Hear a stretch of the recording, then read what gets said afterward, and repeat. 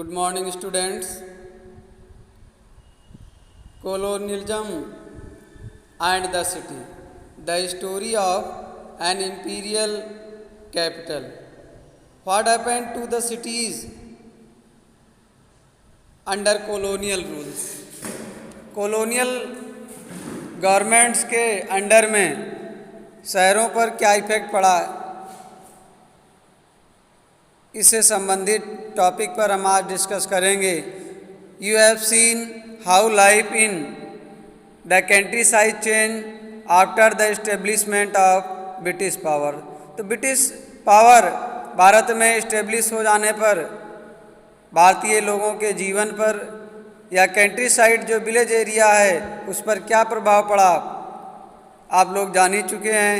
What happened to the cities during the same period, और उसी period में Indian cities पर क्या इफेक्ट पड़ा, इसको जानते हैं। The answer will depend on kind of town or city we are discussing. तो ये आंसर हम किस तरह के शहरों के बारे में डिस्कस कर रहे हैं, इस पर डिपेंड है कि उस शहर में क्या प्रॉब्लम क्रिएट हुई। The history of a temple town like Madurai. तो मदुरई एक टेम्पल टाउन है, will not be the same as that of a manufacturing town.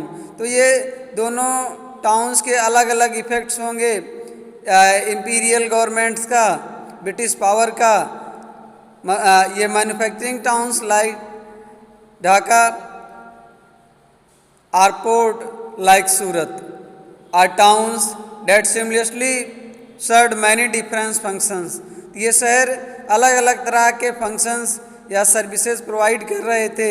In most part of the western world modern cities emerge with industrialisation. In most parts of the western world, तो ज़्यादातर western world के हिस्से में दुनिया में European countries में ज़्यादातर शहर इंडस्ट्रियलाइज हो रहे थे, वहाँ पर उद्योग लग रहा था, औद्योगिकरण हो रहा था। In Britain industrial cities like Leeds and Manchester, और इसी तरह ब्रिटेन का जो इंडस्ट्रियल सिटी था वो मैनचेस्टर और लीड्स था, grew rapidly in 19th and 20th centuries. तो इसका विकास 19 और 20th सेंचुरी में बहुत ही तेज़ी से हुआ, rapidly. As more and more people sought job, ज़्यादा लोग जो है नौकरी के तलाश में वहाँ पे पहुँचे। हाउसिंग डेवलप हुआ, जॉब क्रिएट किया जो है ये शहर। And other facilities in these places, और भी सुविधाएं इन शहरों में डेवलप हुई इन स्थानों पर। However unlike western Europe, Indian city did not expand as rapidly in the 19th century. तो जैसे वेस्टर्न यूरोप में इंडस्ट्रियलाइजेशन की वजह से शहरों का विकास हुआ, इतनी स्पीड से इंडियन सिटीज़ डेवलप नहीं हुई है। Indian city did not expand as rapidly in the 19th century. Why was it so, ऐसा क्यों? यहाँ पर हम फिगर फर्स्ट देख रहे हैं, a view of a Masulipatnam. Masulipatnam developed as an important port town in the 17th century. ये Masulipatnam port है जो 17th सेंचुरी में डेवलप हुआ था। Its important declined by the late 18th century, और 18th सेंचुरी में इसका महत्व कम होता गया। As trade shifted to the new British port of Bombay. क्यों इसका इम्पोर्टेंस कम हो गया, इसका महत्व कम हो गया? 17th सेंचुरी में व्यापार होता था, लेकिन 18th सेंचुरी में क्यों डिक्लाइंड हो गया? क्योंकि जो यहाँ से इस पोर्ट से व्यापार होता था वो shifted to new port of Bombay. वो व्यापार बॉम्बे के पोर्ट से होने लगा, मद्रास एंड कलकत्ता। तो इस तरह से मसूलीपट्टनम डिक्लाइंड हो गया ये पोर्ट, और डेवलप क्या हुआ? Bombay, Madras and Calcutta.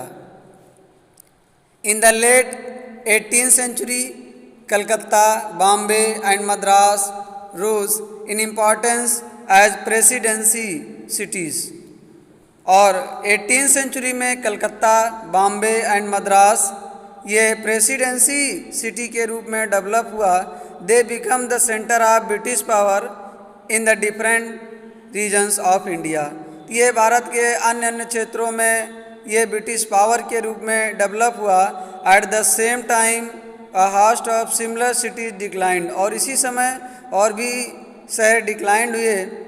Many towns manufacturing specialised good declined due to a drop in the demand for what they produce.